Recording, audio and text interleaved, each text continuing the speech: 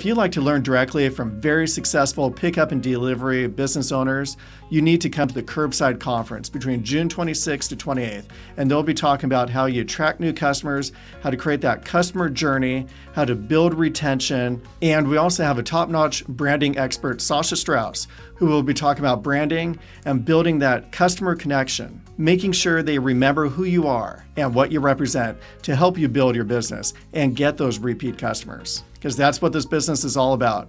You got to get the whales, you got to get the heavy hitters. Those one-off orders, they're nice, but that's not what keeps your business going. What keeps this business going is getting those top-notch customers who keep ordering again and again and again, and you need to have a strategy to cater to them and cultivate new ones. To learn more about the Curbside Laundries wash and fold and point of sale solution, go to curbside.2024.com